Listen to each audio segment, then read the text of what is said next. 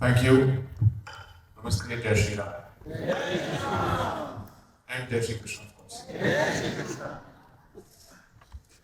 So I'd like to start with an expression of gratitude to Sai Deepak for giving me an opportunity to visit the erstwhile colonizers' land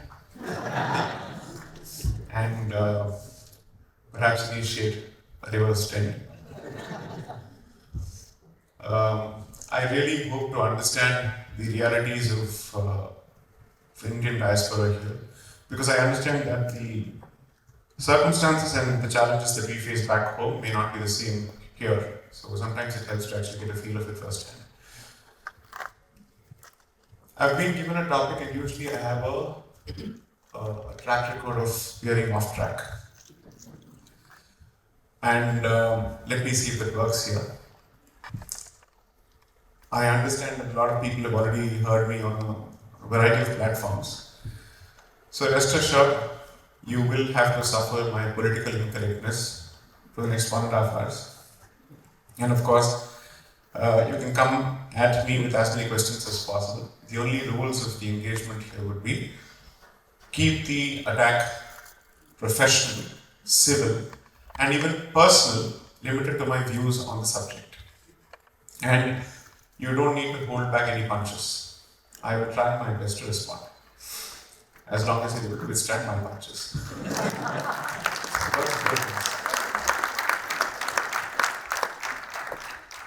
So I'll take this opportunity to actually speak about my third book for a different reason altogether. I'm the product of the 90s, which means I've seen, I'll just drop the dates and I'm sure the audience will understand. I've seen 1992. I've seen the aftermath of 1992, which is 93. Followed by 1999. I've also seen 2001. I've seen 2004. I've seen 2008. A lot of 11s in between. And my own initiation into this journey, I think, had the hand of Providence in it. For the simple reason that I've had, at least my family has not known anything other than mechanical engineering for 4 generations. So literally we are the nuts and bolts people. So there was no occasion for us to think of this profession whatsoever. In traditional southern Tambram families, if you have to visit the doctor or the lawyer, आपका 7:30 शुरू हो चुका है. So the profession of the black coat and its adherents were the proverbial black sheep in our family. So when I chose to make the transition from engineering to law, despite my clean track record, the first suspicion was perhaps I was high on something. They wanted to check my phone. They wanted to find out the circle of friends I keep company with. I violated the rule myself. I apologize. So, why is this journey even remotely relevant apart from its self-edificatory value? Is that the people who you see on the social scene today responding and hitting out and hitting back are people from my generation who've seen a certain channel based out of New Delhi vilify our point of view, present us as inarticulate bores who have no idea how to string the sentence in English together. Hence my chosen weapon, which is the language of the colonizer. 3. It was time that we actually presented a coherent narrative because I had witnessed the impact of the divisive agenda, the seeds of which were sown at least 250 years ago in the heart of Bharat, on campuses in 2000s when I was a student. And I suspect it has only gotten worse. So the idea was to find a way to respond to this with some degree of knowledge and with some understanding as to how the system works. So the choice for me was primarily to take up civil services. The thing is, even if you manage to crack the civil services examination, I doubt I would have survived the system with my degree of candor and outspokenness. Because Jeev was doing mujhe hoti nahi hai. So the only option was to look for another choice of profession. Hence, law, and that too was, I think, completely out of the blue. Even I never thought this would be presented as an option on the table. But when I took up the profession, I then realized the value of this profession, the strength of this profession. And thanks to the profession, I've found the skill sets to be able to contribute to this broader narrative, this grand vision. For the youngsters here, perhaps here's a leaf out of my book that you can use. For the first 7 years in the profession, I kept my mouth shut. And I focused on building my reputation as a competent professional, earned my stripes as a litigator, only after which I started speaking about the subject. I'm sure everybody has a right to free speech and the right to opinion, but there is also something called as the right to earn an opinion. You have to put in the work. You should know what you're talking about, because otherwise, why should people listen to you? Who are you and what are you? So, the ability to put together a body of work which gives you the ability to hold forth on a subject, that I think is something that has come handy, and that has been my first lesson. So 2009 is when I set foot in the profession. 2009 to 2016, I was an associate partner, whether I rose from the level of an associate or associate partner at a law firm. 2016 is when I went independent. One of the reasons I went independent was I wanted to start taking up constitutional matters of civilizational importance. And those matters required you to hold forth, not just in the court of law, but also in the court of public opinion. But when you happen to be an associate partner at a law firm, your views affect not just you, but also the firm. So the idea was to go independent so that nobody else has to take the responsibility of the flag or the apple for my positions. It just so happens that most of the opportunities that have come my way to represent matters of civilizational importance, again, it's just been, let's say, it's been serendipity at work. From 2018, rather 2016 to 2019, the one thing that I realized during the course of my work in the courts of law was that there was an institutional bent of mind, institutional slant. Whether it is bias or not, I leave it for you to decide.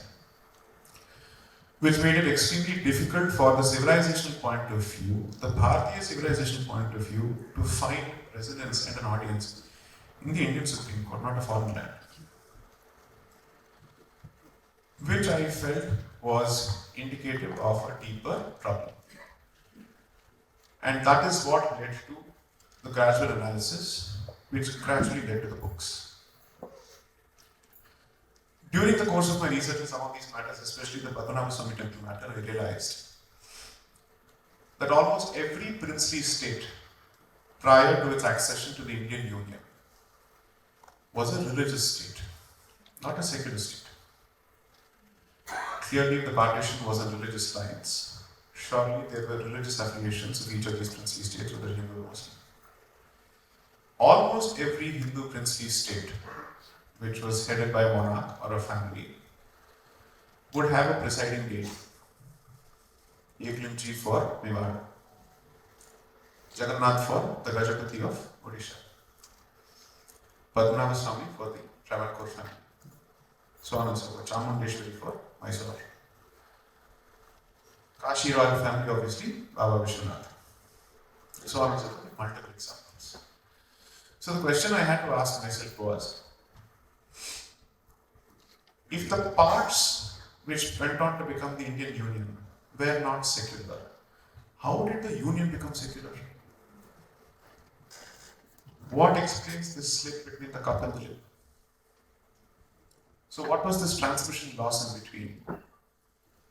Where non-secular components result in a secular whole. How did this happen? So that question was the reason for the book. And it just so happens that 2019 was a particularly tectonic year for Bharat and Bharati civilization, because several developments took place in the same year. 5th of August 2019, 370, yes. Please remember, never call it abrogated or removed, it was amended because it is still there in the book. This is the correction from the lawyer. Never say abrogation. Abrogation is to excise it out or to remove, but it still exists, it was only amended. CAA, then 9th of November 2019, Ramdevani judgment from the Supreme Court, which obviously meant the usual suspect had several run-on moments. Left, right, and center. So I put out a tweet where I basically called India as Bharat. A student who was perhaps on a student visa in the United States responded to that tweet and called my tweet unsecular for having used Bharat as a reference to India. Indian student.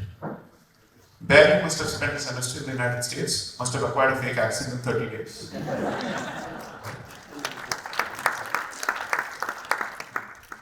And he must have become an expert in American politics. And therefore he had to grandstand and hold forth on what is secularism, what are progressive values. All I did was to cut, copy and paste Article 1 of the Indian Constitution. It says, India, that is Bharat, is a union of states. He deleted his tweet and blocked me. And I felt there is a problem here where people do not even know what they're talking about. And they're so comfortable holding forth on the subject. So clearly we are idiots having practiced the profession for so many years. Having practiced constitution for so many years, we have to learn from students who don't even know what article of the constitution says. That told me that this had to be responded first with a scholarly exercise or a theoretical exercise, where you capture your position in writing for people to consume. Because I could be saying different things in different videos.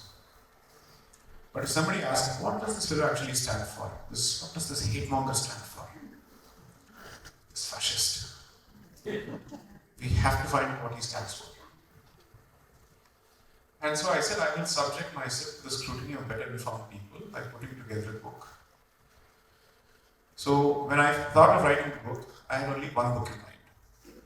Because my professional commitments don't give me the luxury of writing.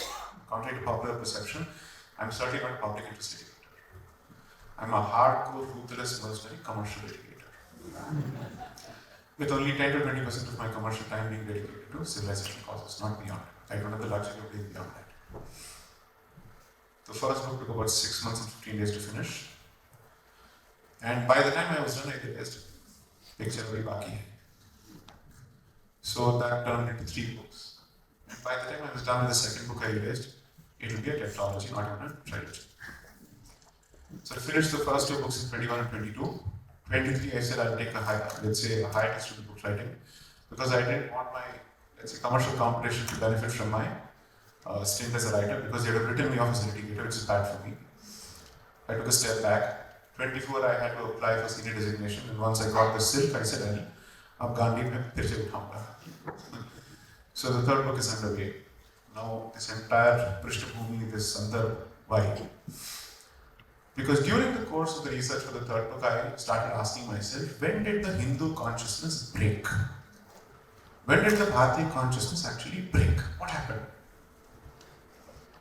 So I'll take you into a bit of history. I'll take you back 150 years ago. Just bear with me. I'll try and keep it as interesting as possible. And I promise you, I'll tie it back to the topic.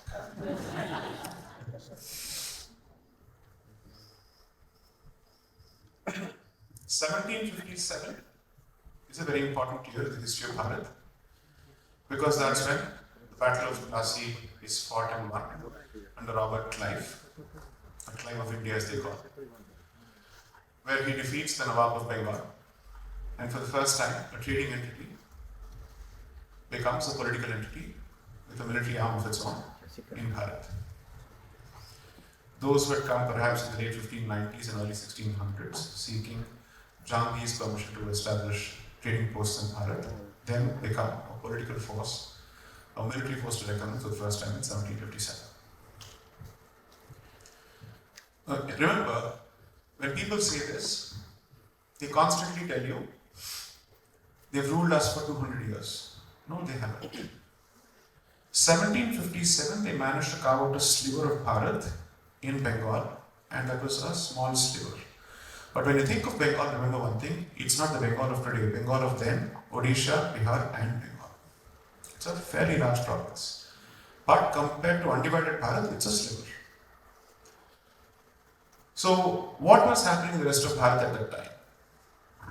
Who was holding the sway? Marathas. Because in 1757, Balaji Baji and Vishwanath was still present. Which means the third battle of Panipat had not taken place yet. Which I think took place in 1761, Makar Sankranti. Until 1761, the Maratha Empire is literally spreading everywhere, and they managed to even defeat Abdali. They don't tell you this. They defeated Abdali in 1757 after, I think, his sack of Mathura. And they planted the saffron in Attack. And most people think that by 1761, after the Third Battle of Panipat, the Marathas were a spent force, which is not true. Because from 1761 to 1771, the Marathas reconquer the rest of Bharat, and the so-called Mughal emperor has become a puppet in the hands of the Marathas. Because Delhi was taken over by the British not from the Mughals, but from the Marathas. After 3 Anglo-Maratha wars, the last one being in 1819 or 1880. Even then, Bharat had not been won. Why? The Sikh Empire was still around 1799 until 1846, until the final Anglo-Sikh War. That is, I think, until the Treaty of Amritsar. 1846 is when they conquer Punjab. 1847 is when they conquer Sindh. So an activity which starts in 1757 is completed by and large only by 1847, and they're kicked out by 1947. What 200 years?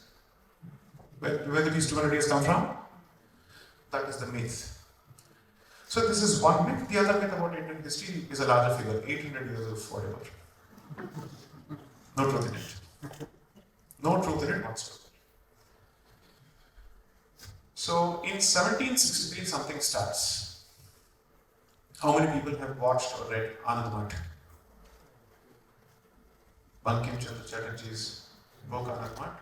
Also, it was picturized on big screen, on the silver screen, which captures perhaps the most underrated rebellions of contemporary modern history, the Sannyasi rebellion. You know the so-called First War of Independence, but you don't know the Sannyasi rebellion. How long did the First War of Independence last? Barely 16 to 18 months. By 1858, they were wiped out. The Sannyasi rebellion lasted almost 40 years, from 1763 to 1801. And this was not by a professional military force, it was by Nagasadhus. With weapons, with very little military training in terms of modern military training, but these were professional warrior ascetics. Who founded these professional warrior ascetics? You will not guess it. You will not be able to guess it. Exactly. Adi Shankaracharya. Because he set up the Dasnami sect of ascetics. Puri, Giri, Aranya, so on and so forth. These are the names. Each of these sects being associated with the 4 matas. And he divided them into 2 components. Shastradharis and Shastradharis. And the Shastradharis are the ones to protect each of our places against whosoever invasions, 800 invasions. And these are the ones who continue to congregate at the Kumbh Mela. That is the continuity of this civilization. We are that old and we are still around. We rarely get credit for it. When is it that we start changing in our consciousness? Not during the invasions prior to the colonization. Not even during colonization. It starts only in the 1830s when they introduced the English education system. That's when hit reset begins. It goes back to factory settings. And factory settings are now rewritten in English. The language of coding is English, the software is altered. Once the software is altered, the lion begins to think that it's a lamb. And there starts the problem.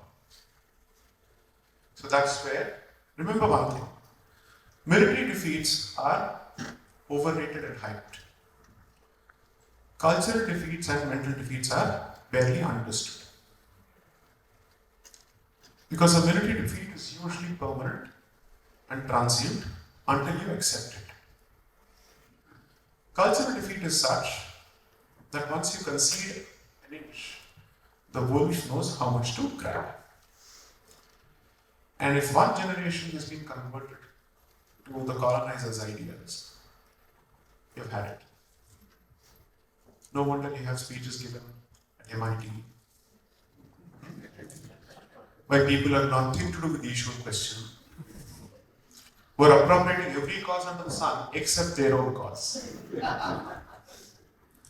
Mental slaves of the first order, lacking in utter originality, or utterly lacking in originality. So the point was, that is when the civilization started losing its sense of self. The last nail in the civilizational coffin, pun intended, was 1857. That was the last time they allowed you to become a weapon. And then started the reign of ahimsa. Much before, the person embodied ahimsa himself, or selected ahimsa.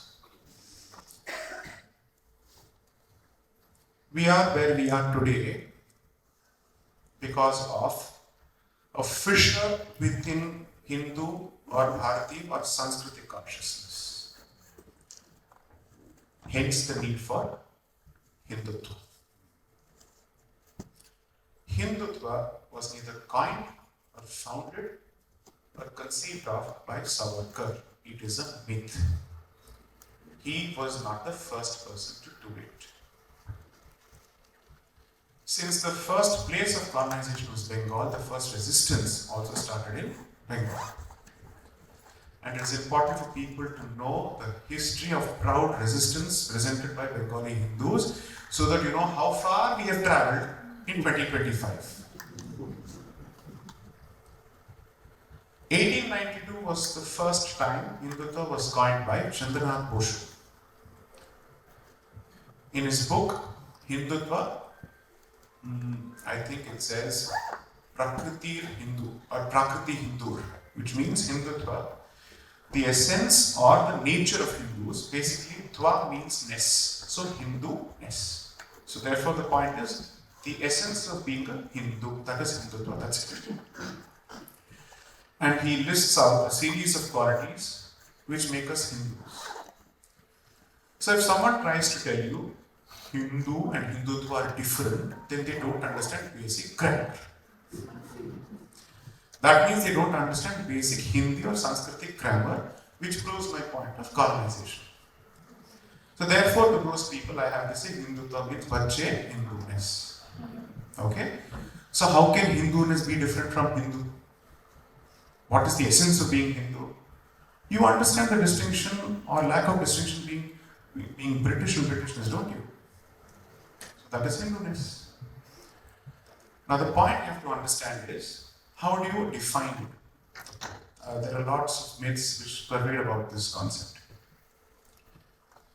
Hindutva has two concepts, or let's say two facets to it, according to me, like any other concept. One is the internal, antarmukhi, and the other is external, which is bahirmukhi. First of all, you need to know who you are. In the language of my friend Pankaj Saxena, who's recently released a book called Swayambodh and Shatrubodh, you first need to know Swayambodh.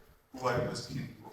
Because if you don't know who you are, how do you hope to protect yourself against the other? Of course, there is another. We are all one, all that is okay, but there is another. As long as there are multiple nationalities and identities, there will always be the concept of organization. You can't run away from it. Second, therefore, you have to define the other as well. And that is called Shatrubodh, or a knowledge or understanding of the adversary. For far too long, what has happened is Hindutva has been viewed through a reactionary lens. And perhaps the blame for it lies significantly at our own roots for not being able to explain it properly to people. We haven't told them the historical context of Hindutva and the necessity for it. It's not as if we are the products of, let's say, far-right movements of the 19th and 20th century of Europe. So, you cannot compare our example, our history with what happened in this continent or in the European continent. Because it's almost as if their story is, the story of the West is the story of the West. Which it is not. We have our own stories to tell. We are not going to follow your trial and error processes and methods. We have our own experience. And we know why this is an existential imperative or necessity if this civilization has to survive at least another 50 years. And I'm saying this with some degree of responsibility. Because I do believe, while we are better off on several fronts, from an identity perspective, we are perhaps worse off than we were in the 19th century. Because all this while, you are fighting the other. Who are you fighting now? People with it. So that means the strategy has managed to successfully perform what Christopher Nolan calls an inception. And you've started believing that your ancestors were barbarians, they were patriarchs of the first order, they were castes of the first order, so on and so forth. All the choicest of epithets have been bestowed on their ancestors. And we are lapping it up, lock, stock, and barrel, and say, yes, sir, yes, sir, yes, sir, yes, sir. You're right, sir. This is after so-called independence. So the point is, we've achieved political independence, but not civilizational independence or decolonization. That mental vikriti continues. In fact, we have doubled down on it post-1947. Therefore, what is the meaning of Hindutva? What is the role that it performs? One, it primarily performs the role of a shield to protect what we have managed to preserve after years and centuries of invasions and colonization, as well as the role of a sword when needed. And you don't need to run away from it. It has a dual purpose. But only if I'm forced to raise the shield, I will need to raise the sword. You leave me alone, I'm fine. Let me be. My policy is live and let live. You've forced me to a corner, and therefore I've had to come up with ways of self-preservation. And this is one of those ways. Or perhaps the only way at this point. It just so happens that as a country or a civilization, we find it beneath our dignity to wallow in a victimhood complex. And therefore they've decided we've never been victims.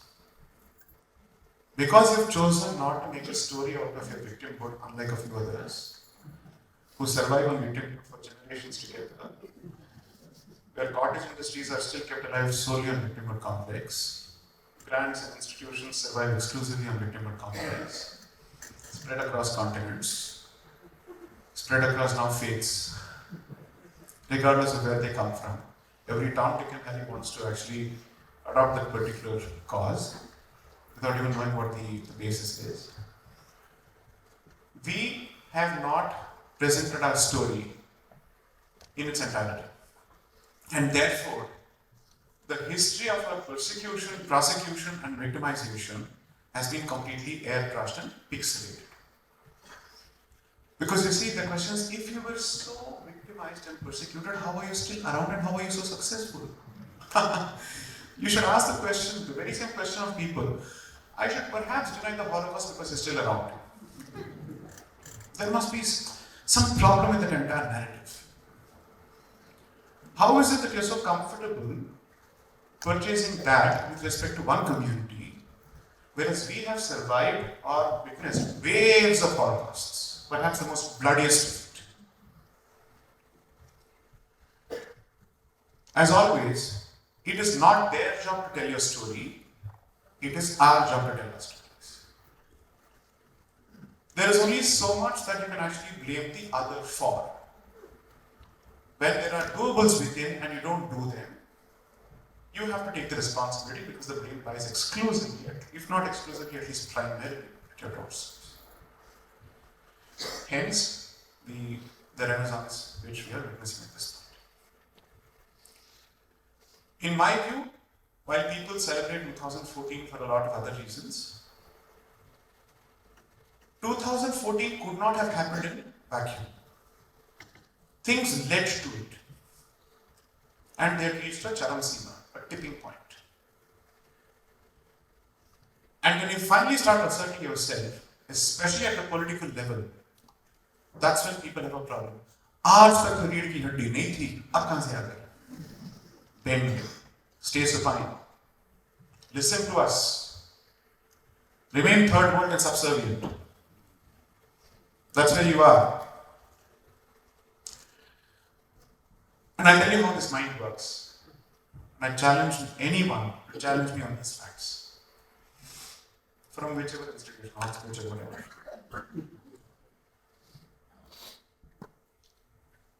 The colonizer believed in what he called the tree of civilizations. And in that tree of civilization, there is a particular pecking order or a sequence priority. Guess who was at the top of it? Surprise, surprise.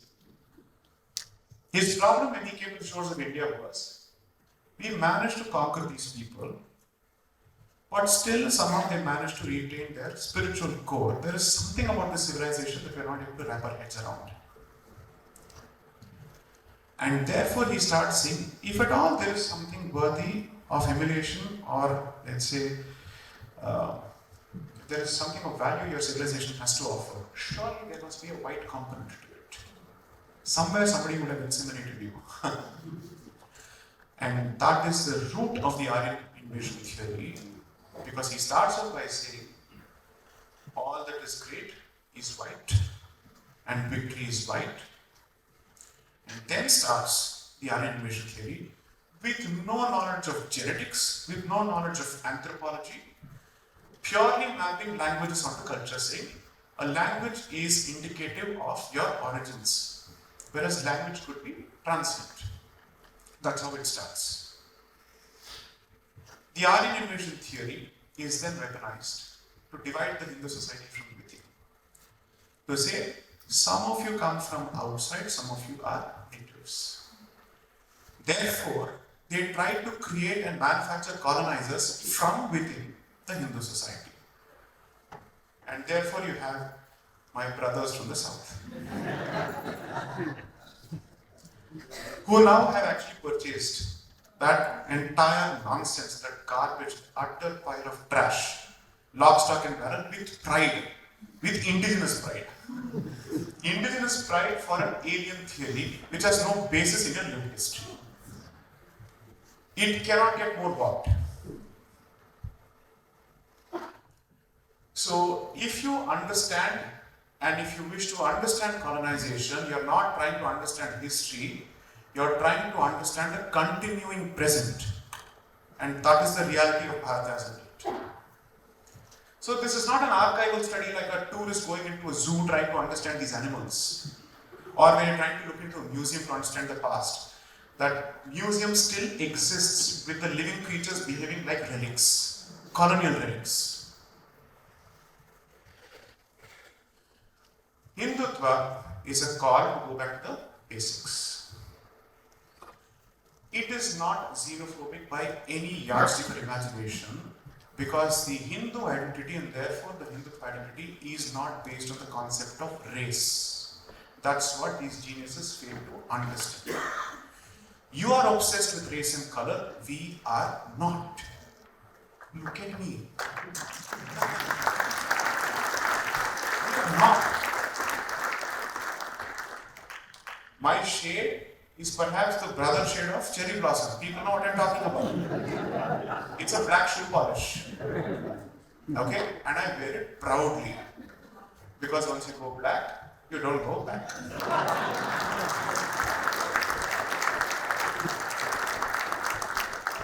My point is, you come to Bharat and tell us, what color do you want us to celebrate, Baba? What features do you want? This is the traditional Indian thali, you can get everything here. All sorts of flavors are available here. So please junk your ethnocentrism and keep it outside Bharat before you think of our civilization. As the old Maggi tomato sauce ad says, it's different, we are different. I'm sure that generation understands this reference. Javed Jaffri's advertisement, right? With Pankaj Kapoor. It's different. We are different. You will never be able to understand us as long as you wear the Eurocentric lens and you approach Asian continents, especially Bharatiya subcontinent, not South Asia, it is Indian subcontinent. You cannot understand this. Look at the continuing attempts at erasure. Every India chair is an anti-India chair. Every India department is almost an anti-India department, which is being funded by Indian billionaires and magnates across the world, whether it's Harvard or Oxford. Because when we point fingers at him, he'll say, oh, look at your own people, what am I supposed to do? He's managed to create weapons from within our own community. So, when you try to understand Bharatiya history, remember, one of our most celebrated kings, I think it's Kanishka, is not even of the so-called Indian stock, if at all there is an Indian stock. He comes from what you will now perceive as a Chinese race, and he's still seen as an Indian ruler. Because for us what matters is consciousness, which is rooted in the concept of dharma. And dharma is not religion. Your language does not have what it takes to accommodate us. You are the people of the book, we are the people of the earth. Our identity comes from the earth. We are the people of the sky, Asmani. We are different, spiritual, therefore Ruhani. So, I would urge people, especially the youngsters, if you wish to be rebellious, rebel against stereotypes, the negative stereotypes which are attached to your identity. That is the rule to be broken as on date if you wish to take the rule. That is what you should be rebelling against. Somehow your hearts seem to beat for every indigenous cause across the world except yours, when you are perhaps the first ever indigenous cause to set foot on earth. To actually create the first ever civilization, the oldest civilization, I dare say it. So, the attempt through the books and these engagements has been to define and bust myths. A lot of people, I'm sorry if this statement hits home, you'll have to lump it, chose to flee Bharat for opportunities to avoid caste reservation and whatnot.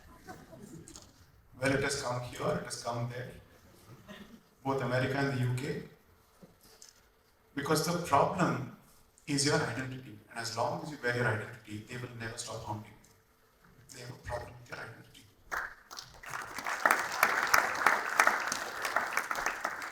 So for once, turn around and take a stance. Because if not for yourself, what are you bequeathing your children with? What are you leaving them behind with? Is the question you have to ask. I don't think we have the luxury of passing this problem on as legacy anymore to our children. It has to be put an end to in our own life and times. So there is a movement that's managed to gather pace in Bharat. It's no more a storm in a teacup. And the best part is that it has managed to find an audience across the world. Here's the proof of it. I'm inviting you to stop being silent spectators who clap and to participate in it. We don't have the time. We do not have the time or luxury to merely be silent spectators, because you can afford to be silent spectators if the outcome doesn't affect you. Whether you like it or not, your skin is in the game. Your stakeholders.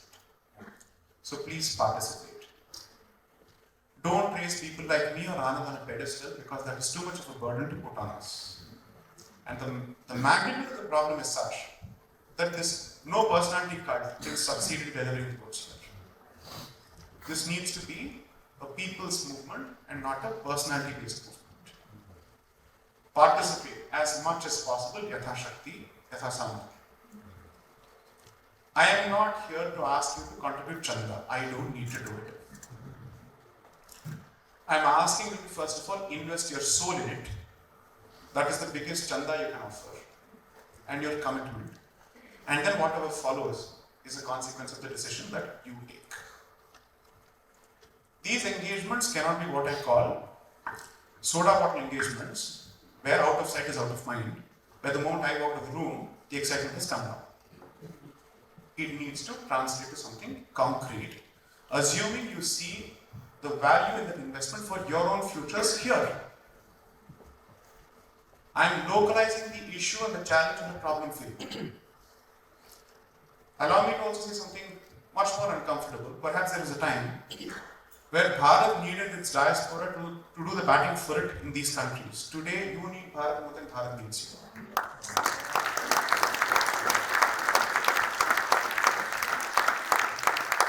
We will take care of ourselves, but we wish to take care of you as well, because that is the mothership. You belong to us.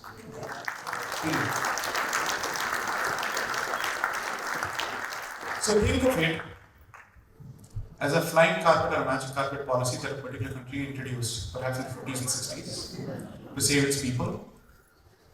This is a similar idea at work. Except we are saying you must remain where you are because you have a right to be where you are, and you have a right to be treated with dignity wherever you are. Do not allow anyone to shame you or guilt trip you because of your identity. That is perhaps the only message, perhaps the most fundamental of messages that I have to convey, and nothing beyond. Support your children if they are interested in pursuing a career in humanities, because it is the humanities that's being weaponized against us.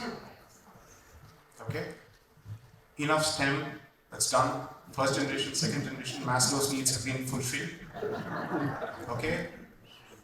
Hukka, pani, everything's done. Go to the next level. Actively participate in the public discourse here and the political life here, because if you don't, you know who will take over. If the good guys don't step in, that vacuum will always find a way to fill itself up, because power as a vacuum does not exist. It does not brook vacuum. And it's always good for people who are law-abiding, who are peaceful, if not pacifists. There's a difference between the two, who choose to wield power in the interest of Lok Kalyan, not just Hindu Kalyan. Because we believe in Loka Samasta Saklam Bhavantu. We pray for peace and happiness for the entire world. It is not based on greed, it's not based on race. So you must have an active stake here. Please make sure that you remain model citizens in your adopted homes. You must be the benchmarks for fantastic behavior. but let that polite behavior not be mistaken for weakness. आज की सभा यहीं पे समाप्त करता हूँ.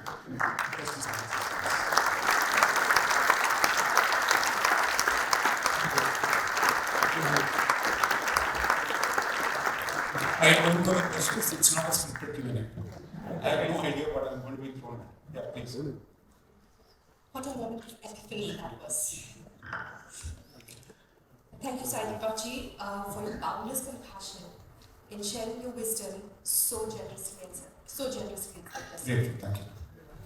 So, before we move on to the question and answer session, I request you to please be respectful, courteous, and keep your questions brief and within 30 seconds. I'd say make more sense. You don't need to be polite. Just make sense.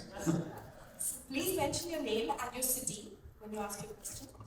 So, if you haven't already submitted your questions, this would be your last opportunity.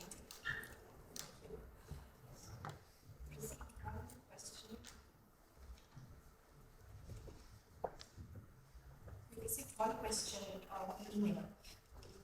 First. Is there a self-imposed self-righteousness harming Hindus? Yes.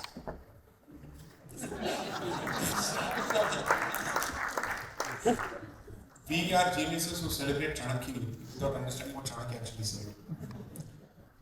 Deal with the other in a language that the other understands. That is the first thing.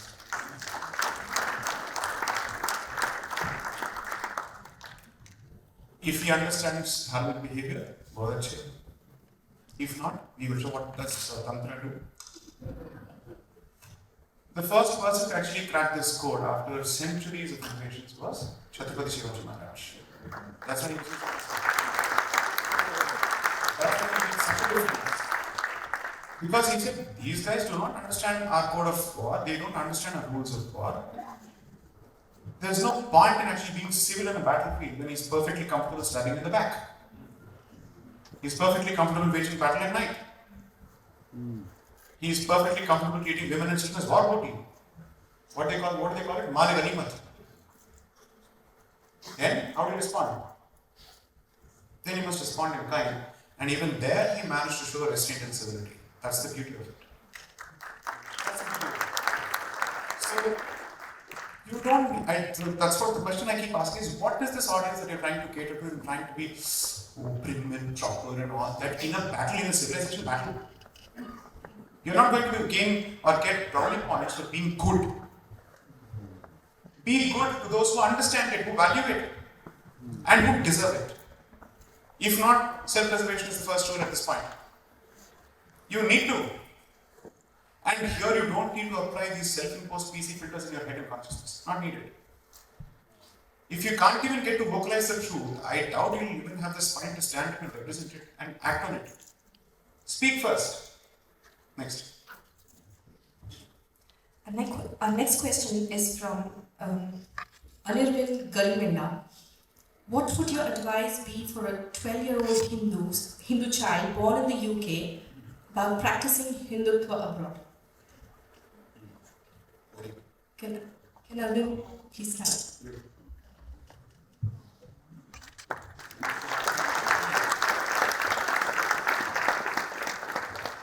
We should actually consider ourselves lucky that there's a 20-year-old sitting here. This is important. And we managed to ask such a pertinent question because he's saying, "ये सब तो ठीक है, मेरे लिए कुछ तो बताओ." He's saying, make it useful for me, contemporize it for me, make it relevant to my circumstances in school and colleges. Brilliant, exactly, that's where the background is, because that's where they face the bullying. Yeah. You can't handle the problem on the chain. Your elders have to create institutional mechanisms and familial mechanisms to protect you. A child in school wears its identity confidently on its sleeve or on its forehead, as the case may be, with the confidence that its community stands behind it, which is not something that they know consciously, they take it for granted. What has been missing, whether it's Bharat or elsewhere, when it comes to this community, has been its spectacular ability to kill its own institutions. Break whatever exists. You have atomized yourself so much, and now you wonder, Where is everybody gone? You alienated yourself because individualism, individual rights. Strike a balance, have a sense of proportion. Sure, protect your individual dignity, but that's not an obligation. You're being part of a community and having community obligations. It's not a zero-sum game where it's constantly mutually destructive and they exist at the expense of the other. No, they don't. So, the answer to the boy's question is to you.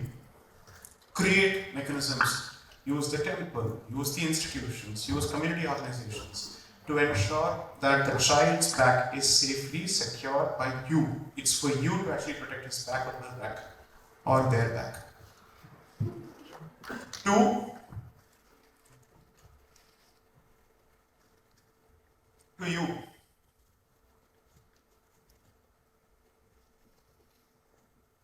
Maybe it's too premature a suggestion to make or precocious a suggestion to make for your age, but I'll make it nevertheless because I think I have benefited from it a bit too late.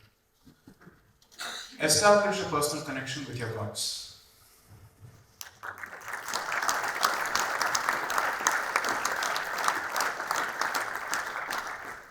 And parents must make sure that they lead by example. Because that's the only thing that will hold you in good stead when you're alone. I know that for a fact when I was attacked at campuses for the Vibhuti. I know that for a fact even today, people in my own professional register attack me. But the good part is, I have oodles of skin on me. So it's watered on the duck's back. And 2, I honestly don't care. That is the kind of shamelessness you should aspire for.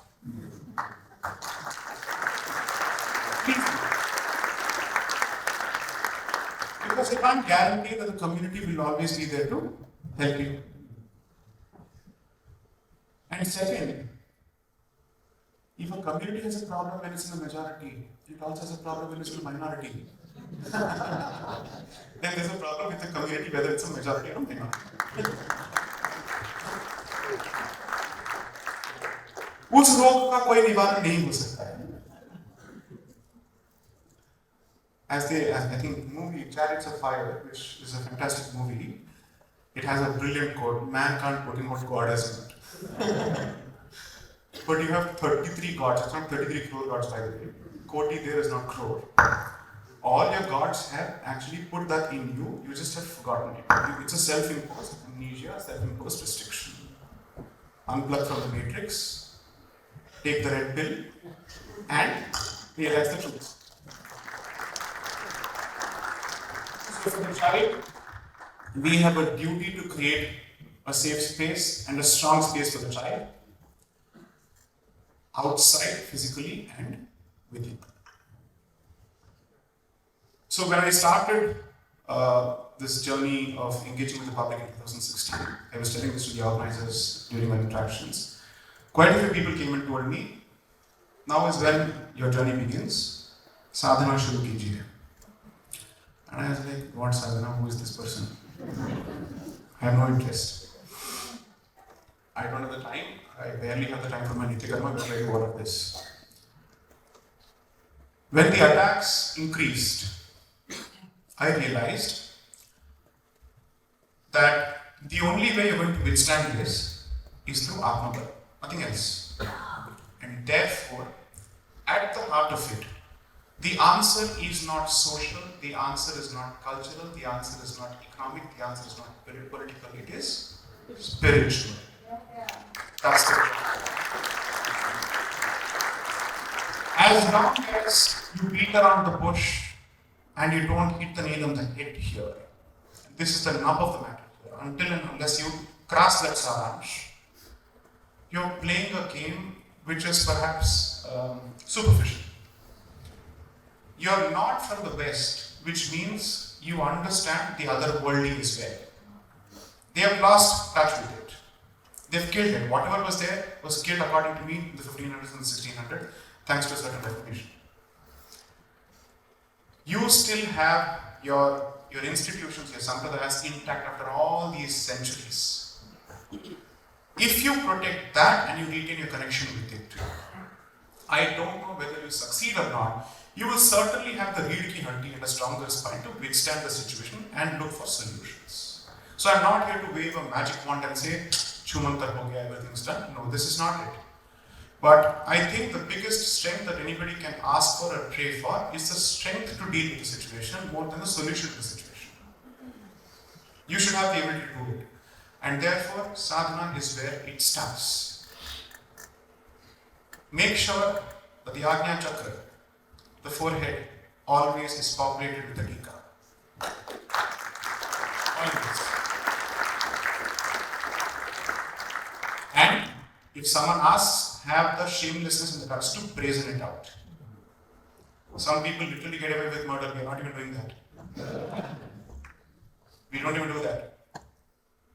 So make sure that the parents give the child confidence and lead through example. Do not wipe off your foreheads before you step into your office spaces.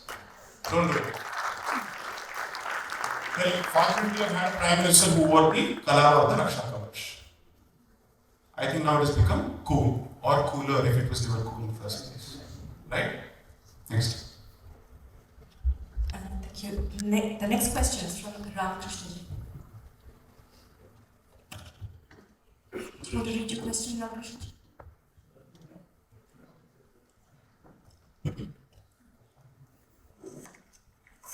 Are there two Ramakrishna ji? Where is the confusion? You have to identify if there's an initial.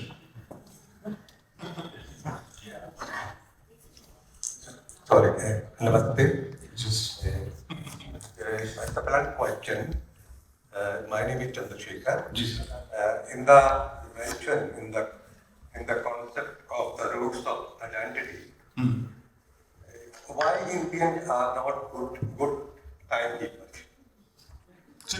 Why Indians are not good timekeepers? I take it as a time with me.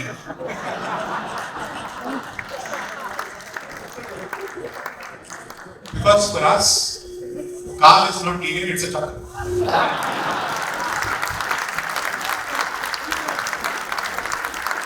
We believe the concept of Brahmakal. What is this Kal? Brahma woke up, Brahma was born. Brahma closed his eyes, Brahma was dead. So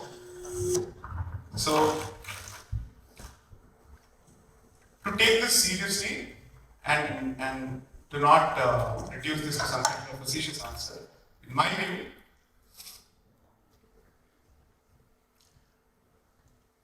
let me perhaps give a slightly politically incorrect answer, which goes against the grain of what I've said so far. There are some aspects from the West that we have to learn. Because it's not as if we have everything to offer and they have nothing to offer. And if anybody thinks that the message of decolonization is to actually reduce it to cultural jingoism or civilization jingoism, that's not it. We believe that every civilization has something of consequence and worth to offer to the pool of human thought. What is it that the West has done brilliantly? Organization. Its ability to, an organization translates to the macro level as well as the micro level, from the documentation to keeping time. Everything.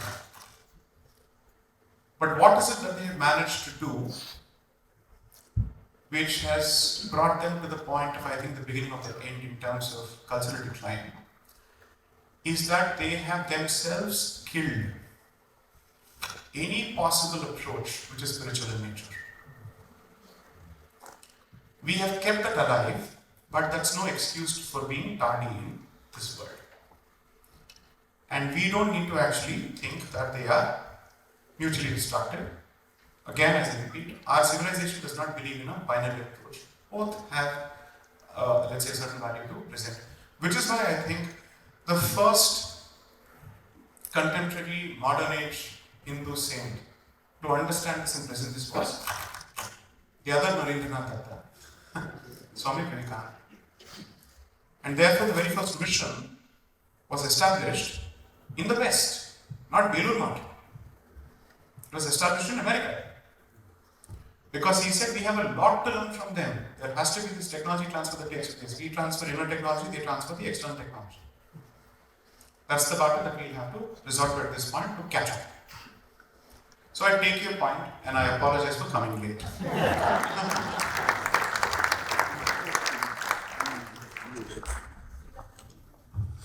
Unless the suggestion is that I overstayed my welcome. So I'll just read out the question to. There's the other one, is it? Yes. Yes, please.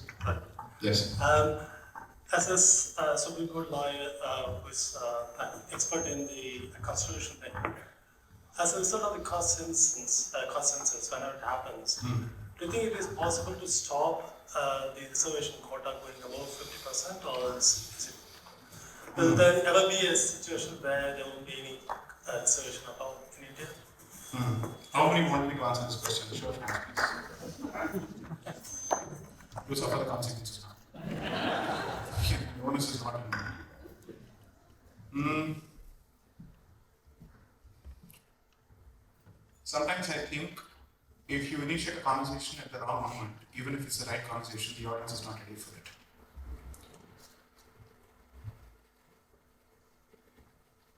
I think if anything, Operation Sindoor is established. They have dropped the word. If we have to compete with all these forces, merit has to be given its due. If you wish to compete with all these belligerent forces, and you can't be sure that you can consume or you can source technology from the outside and you have to build it from within.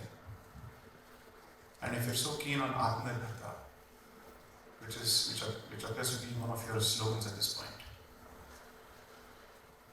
then you will have to make sure that merit is given its due and it doesn't look for the first opportunity of flight to greener pastures or greenbacks. So we have to find a way to balance two things: respect for merit, opportunity for merit, conducive atmospherics for merit, and also address perhaps a few outstanding issues, which are legacy issues. My own position has been that we have poorly understood the so-called caste problem, because the word caste should not be used with it. I have always said it's a Varna Jati issue, it's not a caste issue. Because caste is not our word. Again, there's a problem of semantics. Just as we should not be using religion as a synonym for dharma, you can't be using caste as a synonym for Varna Jati and Kula system. It's a very different system altogether. In my view, what colonization also did was to castize Varna Jati problem and impose that filter on us. People say, okay, caste comes from Portuguese, but why? What does it do? Caste actually has a blood link, wherein, depending on the purity of the blood, castes were created in Portugal and in those jurisdictions where they colonized. And that's not how Varna Jati actually works. So I've said this before, and in fact I wrote a piece in Indian Express last year. I said caste is a Western construct. Literally, I was subjected to a ton of bricks. Because people said, are you saying that there's no caste problem? I said there's a Varna Jati problem for sure, which is complicated by the caste problem. And if you're comfortable to accept, you're comfortable to even understand, and you think that, let's say, there are certain words which have no synonyms or no translatables from Indic languages to English, that is the very same problem that you must attribute equally to the Varna Jati issue. They don't understand Varna, they don't understand Jati. So, the sad part is even we don't understand it. Because for 200 years we've actually purchased their version of our history. So the tourist's view of Taj Mahal has become our view of Taj Mahal. Forget Taj Mahal, okay? That is the long-term issue which will first require a scholarly response, a historic response.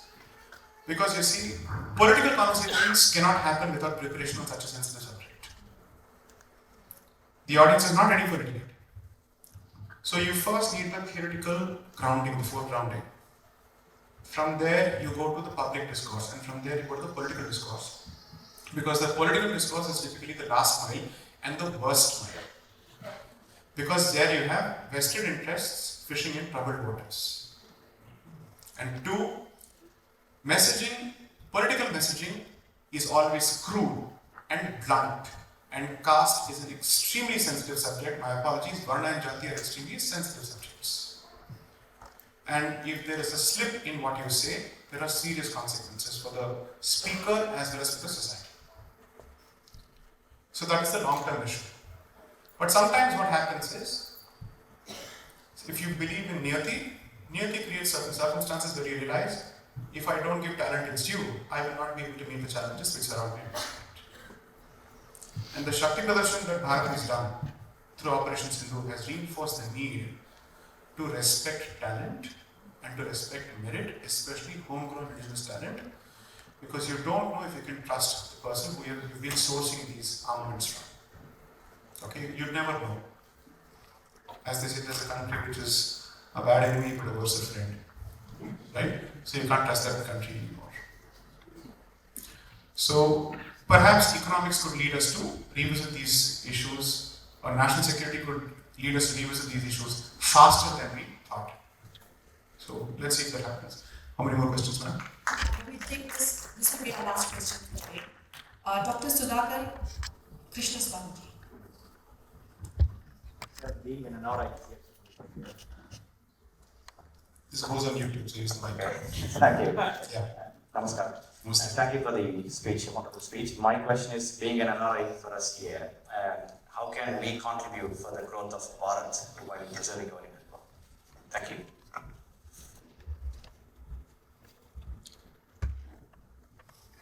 You have to become self-sufficient here and self-reliant here and protect your position here first. And that's why I said Bharat can take care of itself. We need you to become fairly strong arms here for us to be able to push forward. There is nothing Savarkar about it, and there is nothing sinister about it. All we are saying is, our people must be the best possible representatives of citizenhood. And they must also know how to make their voices heard and presence felt within the system here. When you do that, you will be of some consequence to Bharat's interests. That's the best way to do it. Your remittances don't matter to us anymore. You can send those remittances to your families, but we don't need it for the common pool of Bharat's funds. You focus only on one thing. Strengthen your position here to the extent of such an extent that if there is, let's say, misinformation, disinformation, or propaganda against Bharat, its interests, its identity, its culture, we don't need to respond from there, the response must be from here.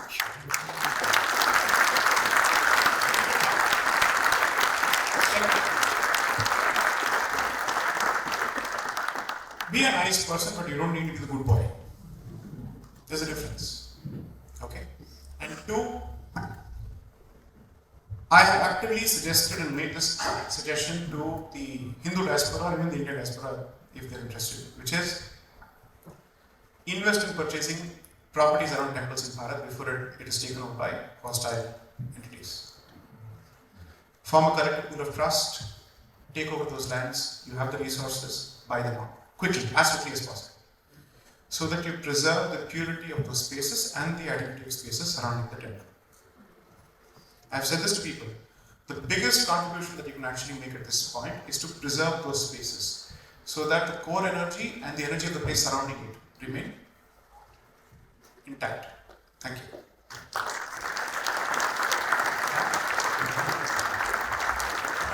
I hope this has been useful and not entertaining. And I hope it has been of some value, because I'm not here to seek individual relevance. I genuinely hope that you jump into this yajna, Bharatiya yajna at this point. It needs to last for at least 25 years, minimum 2 generations, for us to survive this cycle of tumult we are about to enter. Because Bharat's rise is not digestible to quite a few. This is the time we'll find ourselves utterly alone.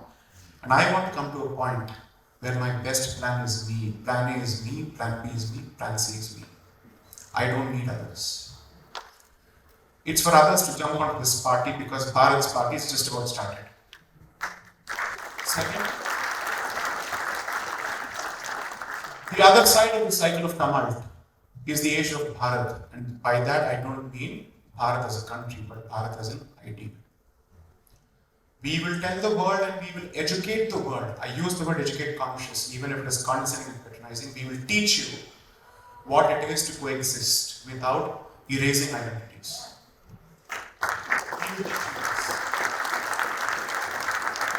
You don't need to teach us diversity. You don't understand the scale of our diversity.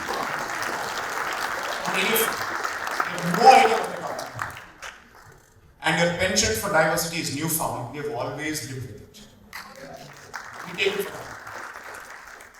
So for that gold needs to start, for that Amrit Kal to start, the investment should have already started. So please continue making that investment. This investment, so I'll give you an example and I'll leave it at that. I'll just take 30 seconds to borrow from Anand's language. So there's a particular founder of an email service who has been suddenly trying to break into the India conversation because all these days he had no interest in the India story. And now he wants to jump to his India story, which means the India story is a cool story at this point, and everybody wants him in. They want to buy him. And I think we don't need you. Because what you have to offer, that message, is way past its sell-by date. We are now consuming an expired good. We don't need you. Okay? So what I'm trying to say is, it is now the in thing to be a part of the India story. Especially after Operation Sindoor. Especially after.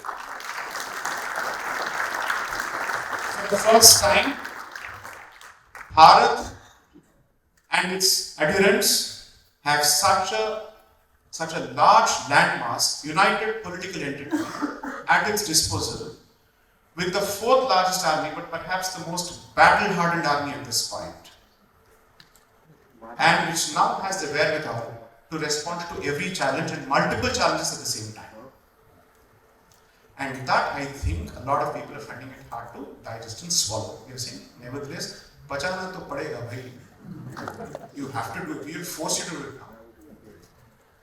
Therefore, jump in, contribute to the story before you become an also ran. Jai Hind, Jai Shri Ram.